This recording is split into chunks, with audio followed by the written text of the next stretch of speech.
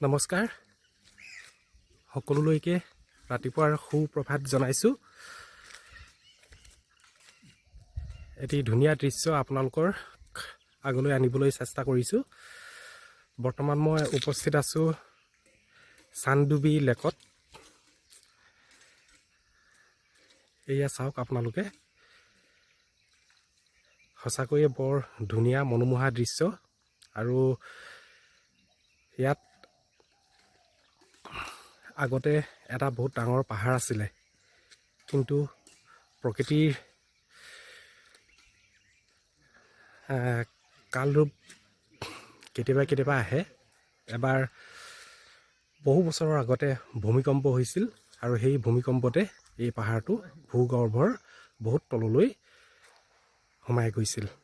আৰু তেতিয়াই ইয়াত এটা লেকৰ সৃষ্টি হৈছিল, আৰু সেয়াই হৈছে চানডুবি লেক। মই পুৱাতে আপোনালোকক দেখুৱাবৰ কাৰণে ইয়ালৈ আহিছোঁ, কিন্তু কুঁৱলী পৰি আছে, গতিকে দৃশ্যবিলাক ভালদৰে দেখুৱাব পৰা নাই। অলপ পিছতে মই ভালকৈ দেখুৱাবলৈ চেষ্টা কৰিম।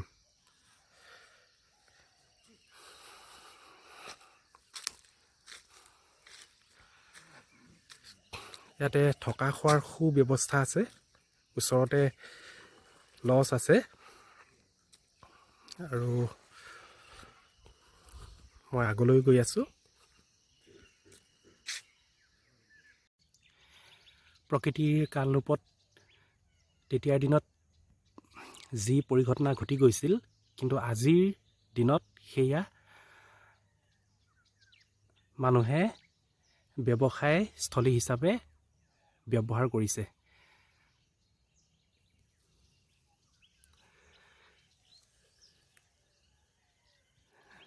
এই লেকৰ মাজে মাজে কিছুমান ঠাই আছে, যিবিলাকত নাৱেৰে গৈ তাত থাকিব পৰাৰ ব্যৱস্থা আছে। তম্বু আছে, তম্বুৰ ভিতৰতে থাকিব পাৰিব। আৰু ইয়াত বহুত মাছ আছে বুলি কৈছে, আৰু পৰিভ্ৰমী চৰাই চিৰিকটি, চাৰিওফালে চৰাই চিৰিকটিয়ে আছে। আৰু মাছমৰীয়াও বহুত আছে।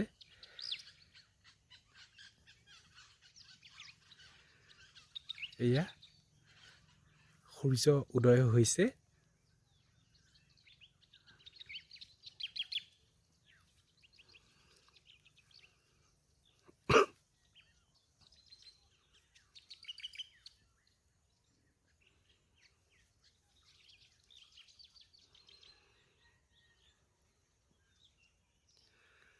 সঁচাকৈয়ে বৰ আচৰিত যেন লাগে ঠাইডোখৰ দেখিলে।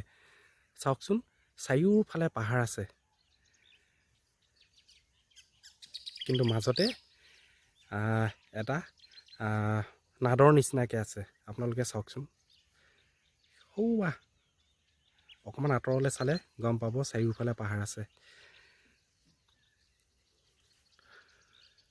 প্ৰকৃতিৰ কি যে এই লীলা!